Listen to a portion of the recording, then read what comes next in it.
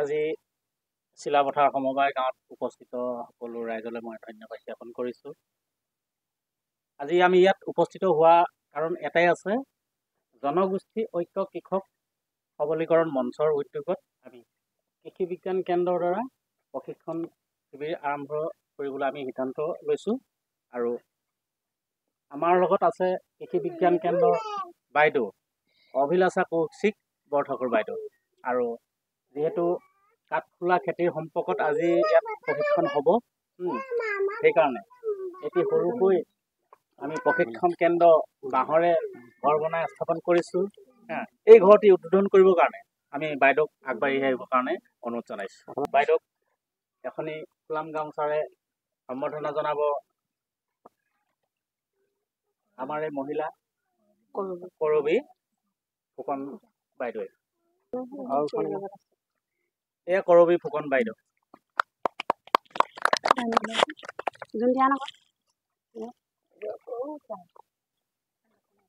আৰু লগতে ৰাজু কোচ দেৱক এখনি ফুলাম গামোচাৰে আদৰণি জনাব জোনটি লাহন বাইদেৱে। আগবাঢ়ি যাওক।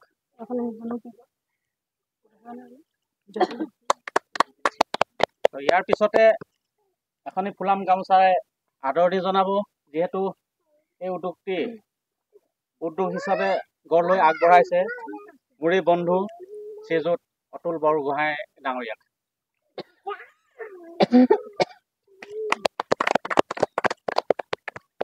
ইয়াৰ পিছতে আছে আমাৰ বন্ধু প্ৰণৱজ্যোতি গগৈ, তেখেতকো এখনি গামোচাৰে সম্বৰ্ধনা জনাব আমাৰ পম্পী গগৈ ডাঙৰীয়া। এতিয়া বাইদেউ আগবাঢ়ি আহক। সকলো উলি চুলি এটা দিব, আহক কেঁচিখন সকলোৱে উলি দিব দেই। দিয়ক।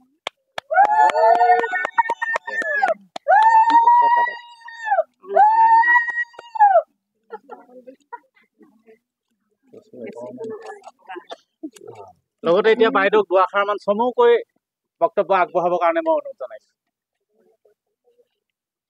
ধন্যবাদ সকলোকে। আজি আমি কৃষি বিজ্ঞান কেন্দ্ৰ ধেমাজিৰ তৰফৰ পৰা আহিছোঁ। আজিৰ পৰা অহা 21 ছেপ্টেম্বৰলৈ 5 দিনীয়া এটা প্ৰশিক্ষণ হ'ব। বৈজ্ঞানিক পদ্ধতিত আমি কেনেদৰে অয়েষ্টাৰ কাঠফুলা, অয়েষ্টাৰ মাছৰুম আমি কেনেকৈ উৎপাদন কৰিব পাৰোঁ, আৰু লগতে ইয়াৰ যিখিনি আমাৰ পোষ্ট হাৰ্ভেষ্ট বুলি কয়, ইয়াক উৎপাদনৰ পিছত আমি কেনেধৰণে তাৰ বিভিন্ন প্ৰডাক্ট বনাব পাৰোঁ, আমি সেইখিনিৰ ওপৰত আলোচনা কৰিম। আৰু কাঠফুলা এনেকুৱা এটা বিজনেছ যাৰ দ্বাৰা আমাৰ মহিলাসকলে খুব কম খৰচতে আৰম্ভ কৰি এটা ভাল প্ৰফিট আৰ্ণ কৰিব পাৰিব, আৰু তেওঁলোক স্বাৱলম্বী হ'ব পাৰিব। লগতে স্বাস্থ্যৰ কাৰণে যিখিনি আমাক মহিলাসকলক বিশেষকৈ যিখিনি দৰকাৰ পুষ্টি, সেইখিনি আমি কাঠফুলাৰ পৰা পাব পাৰোঁ। সেইকাৰণে মহিলাৰ কাৰণে বিশেষকৈ কাঠফুলা খেতি অতি প্ৰয়োজনীয়, স্বাৱলম্বী হ'বলৈ আৰু লগতে নিজৰ স্বাস্থ্যৰ উন্নতিৰ কাৰণে। আশা কৰোঁ এই 5 দিনীয়া ট্ৰেইনিঙৰ পৰা আমাৰ মহিলাসকল লাভান্বিত হ'ব। আৰু এই ট্ৰেইনিংটো আয়োজন কৰাৰ বাবে মই ইয়াত উপস্থিত সকলোকে ধন্যবাদ জনাব বিচাৰিছোঁ। আশা কৰোঁ এজন সিজনৰ পৰা ভালেখিনি কথা শিকিব পাৰিম, আৰু এই 5 দিন যাতে মধুৰ যাত্ৰা হওক তাৰে কামনা কৰিছোঁ। ইয়াৰ পিছতে উদ্যোক্তা শ্ৰী গোহাঁইদেৱক চমুকৈ দুআষাৰ ক'বৰ কাৰণে অনুৰোধ জনাব। ধন্যবাদ। আজি চিমেণ্ট চাপৰি কৃষি বিজ্ঞান কেন্দ্ৰৰ পৰা অহা আমাৰ শ্ৰদ্ধাৰ অভিলাষা বৰঠাকুৰ বাইদেউ, লগতে সমবায় মাজগাঁও মহিলা সমিতি গোষ্ঠী আৰু লগতে বন্ধু বান্ধৱীসকল, বিশেষকৈ আজি সঁচাকৈ সৌভাগ্যৱান। প্ৰথম আমাৰ এটি মহিলা সবলীকৰণৰ দিশত আজি প্ৰথম মহিলাসকলে এটি ঘৰ বনাই লৈছে, তাতে কাঠফুলা খেতি কৰিম বুলি। আৰু আমাৰ কৃষি বিজ্ঞান কেন্দ্ৰৰ পৰা বৰঠাকুৰ বাইদেউ আহি আজি সেই ঘৰটি উদ্ঘাটন কৰিছে, আৰু লগতে আজি তেওঁ আমাক কাঠফুলাৰ খেতিৰ বিষয়ে তেওঁ জ্ঞান দিব, প্ৰশিক্ষণ দিব, 5 দিনীয়া প্ৰশিক্ষণ এটা দিব। ঠিক তেনেদৰে আমি ঠায়ে ঠায়ে এনে প্ৰশিক্ষণ কৰিম। নানা দিশত কাঠফুলা আচাৰ আৰু অন্যান্য দিশত আমি প্ৰশিক্ষণ কৰিবৰ কাৰণে আমি কৃষি বিজ্ঞান কেন্দ্ৰৰ লগত আমি যোগাযোগ কৰিছোঁ। যাতে এই মহিলাসকল যি মহিলাসকলে আজি ঋণৰ বোজালৈ তেওঁলোকে ঘৰত বহি আছে আৰু উপায়হীন হৈ গৈছে, তেওঁলোকক যাতে ঘৰতে সৰু সুৰা কাম কৰি উভয়ে পুৰুষ মহিলাই কাম কৰি যাতে স্বাৱলম্বী হ'ব পাৰে। আৰু এটা কথা মনত ৰাখক, যেতিয়ালৈকে আমি পথাৰ আমাৰ কৰিব নোৱাৰোঁ আৰু তেতিয়ালৈকে বজাৰো আমাৰ নহয়। সেয়ে আমি প্ৰথমতে এটা সুন্দৰ চিন্তাধাৰা কৰিছোঁ যে পথাৰখন আমি ল'ব লাগিব, আমি মীন পালন কৰিব লাগিব, আমি নানা ধৰণৰ খেতি কৰিব লাগিব আৰু সৰু সুৰা আমি উদ্যোগ গ্ৰহণ কৰিব, তেতিয়াহে আমি উন্নতি পথত আগবাঢ়ি যাব পাৰিম। ধন্যবাদ।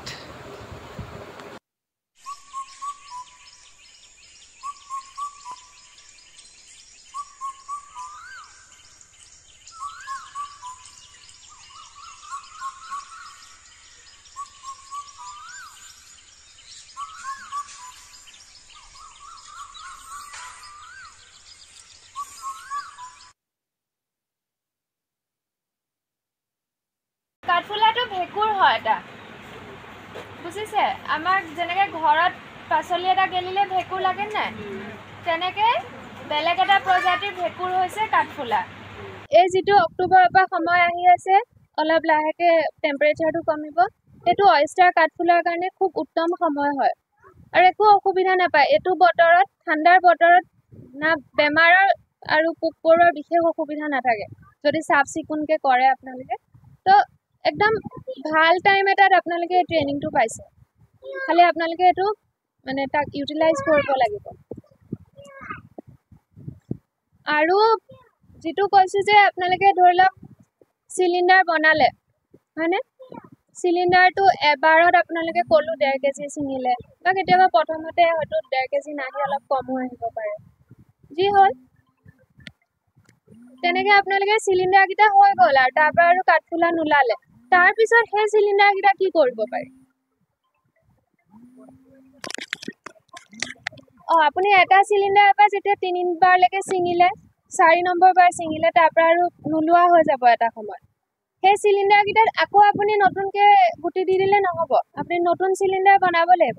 কিন্তু মই সুধিছোঁ যে থাকি যোৱা চিলিণ্ডাৰকেইটাক আমি কি কৰিব পাৰোঁ?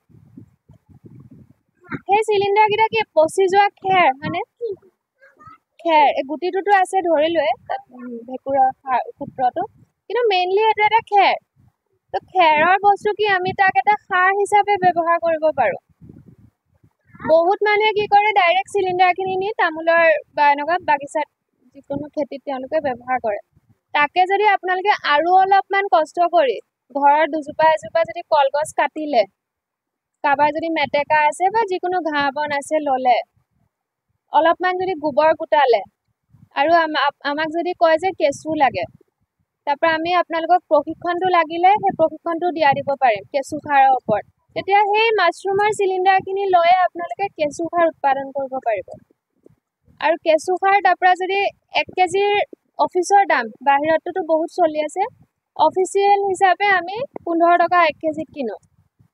আৰু যিটো কেঁচু সাৰৰ টেংকি থাকে, 6 ফুট দীঘল থাকে, 3 ফুট বহল থাকে, সেইটোৰ পৰা আমি এবাৰত 9 কুইণ্টেললৈকে আমি পাব পাৰোঁ, মানে কেঁচু সাৰ। তো সেইখিনি আপোনালোকে গোট হিচাপে কৰিলে গাটো নালাগিব যে ইমান কলগছ কাটিলোঁ নে, ইমান খেৰ কাটিলোঁ নে, সেইখিনি গাত নালাগিবই। আৰু আধা জাবৰটোতো মাছৰুমৰ বেগখিনিৰ পৰা আহিয়ে গ'ল, গোবৰটোতো প্ৰায় ঘৰত থাকেই, বাছ আৰু অলপমান সেউজীয়া মানে কি কলগছ বা মেটেকা এনেকুৱা ধৰণৰ বস্তুখিনি আপোনালোকে গোটাব লাগে। তাত এটা পদ্ধতি থাকে, কেনেকৈ হেৰি কৰে সেইখিনি আমি দেখাই দিব পাৰোঁ। তো কেঁচু সাৰৰ টেংকি এটাও আপোনালোকে বনাই ল'লে লগতে সমানে সমানে আপোনালোকৰ বোলে মোৰ চিলিণ্ডাৰত লাগি দুই চাইডৰ পৰা ইনকমটো আহি থাকিব। আৰু এই যিজনক আমি মানে শুক্ৰবাৰে মাতিছোঁ, একো অসুবিধা নহ'লে তেওঁ আহিব। তেওঁ তেনেকুৱা ধৰণে আৰম্ভ কৰিছিলে কামটো। এতিয়া গৈ পিনে তেওঁ বিস্কুট বনাইছে বা কেক বনাইছে, ভুজিয়া বনাইছে। কিন্তু তেওঁ প্ৰথমতে মাছৰুমো কৰে এক জেগাত, আৰু অলপমান দূৰত গৈ তেওঁ কেঁচু সাৰো কৰে। কিন্তু টেংকিটো অলপমান দূৰত ৰাখিব লাগে, কাৰণ কি হয় তাত গোবৰ চোবৰ থাকে, একেবাৰে ওচৰতে হ'লে তাত বীজাণু আহি যাব পাৰে। সেইখিনি অকণমান সাৱধান হৈ পিনে আপোনালোকে সেইটো মাছৰুম প্লাছ ভাৰ্মি কম্পষ্ট, মানে কেঁচু সাৰ, সেই এটা ইউনিট হিচাপে আপোনালোকে বিজনেছ হিচাপে আৰম্ভ কৰিব পাৰে। এনে বস্তুবোৰ টান যেন লাগিছে নেকি?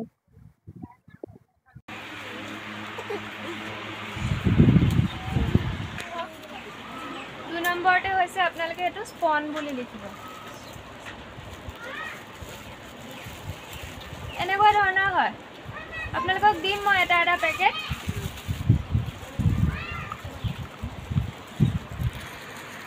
ৰাবাৰ বেণ্ড মাৰা আছে তো নুখুলিব খালি জাষ্ট এনেকৈ বাহিৰে বাহিৰে চাওক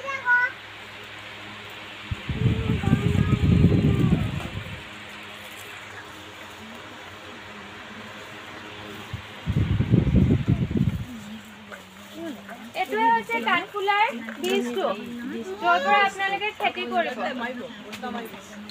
কেনেকুৱা লাগিছে চুই মেলি অলপ চাওকচোন মানে নুখুলিব খালি হা বাহিৰ পেকেটটো ৰাবাৰডাল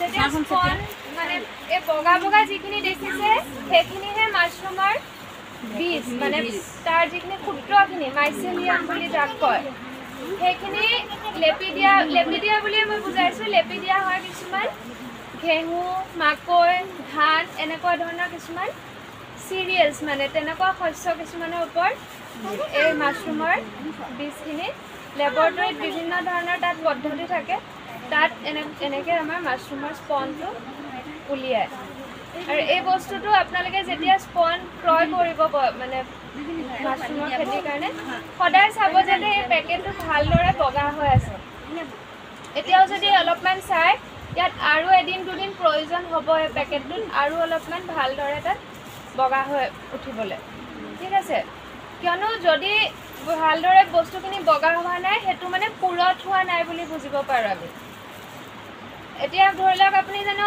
কিবা কেঁচা ফল এটাৰ পৰা গুটি ওলাই পিনে আপুনি কিবা খেতি কৰিব পাৰে মই এনে মোৰ কথাই কওঁ মই যেতিয়া কৰিবলৈ লৈছিলোঁ তেতিয়া আজি আপোনালোকে বাইদেউক পাইছে বাইদেৱে মোক মাতিছে এনেকৈ আমাক পাইছে কিন্তু মই যেতিয়া কৰিছিলোঁ ঘৰত কোনো নাই মই অকলে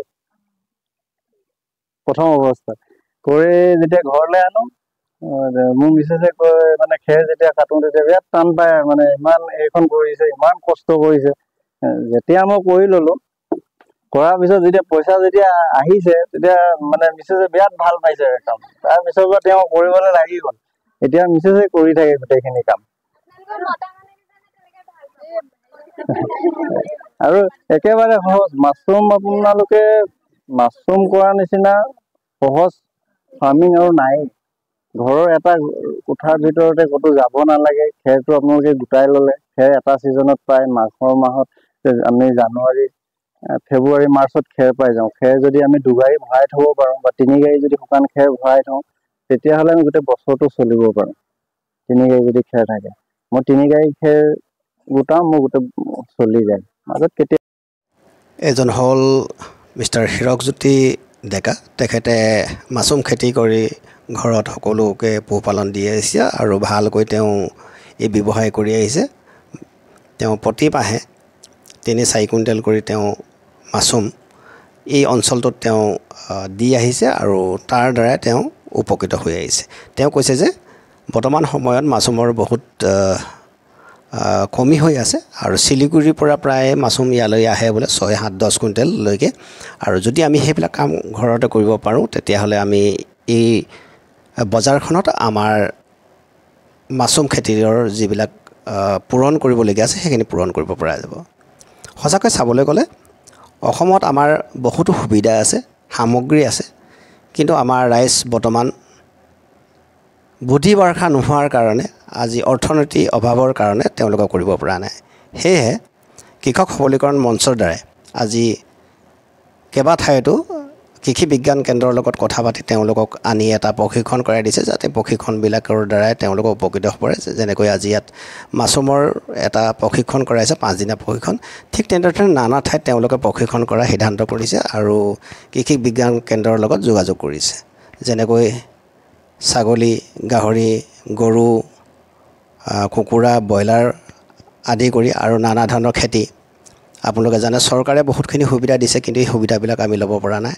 আলুৰ খেতি হওক হালধিৰ খেতি হওক মছলাৰ খেতি হওক যদি আমি অসমৰ যুৱক যুৱতী আৰু আমাৰ মহিলাসকল এইখিনি কাম কৰিবলৈ আগবাঢ়ে নিশ্চয় উপকৃত হ'ব বুলি আশা কৰিছে আজি এই সবলীকৰণ মঞ্চৰে কৃষক সবলীকৰণ মঞ্চৰে এইখিনি হাতত এই উদ্যোগবিলাক হাতত লৈছে তেওঁলোকে কৈছে যে অসমত সকলো সামগ্ৰী আছে যেনেকৈ আজি তামোলৰ ইয়াতে এটা চুপাৰি মেচিন বহাব পাৰে। ইয়াত যিমান তামোল আছে সেই তামোলবিলাকে ইয়াতে চুপাৰি বনাই তেওঁলোকে বিকাৰ সিদ্ধান্ত কৰিব পাৰে।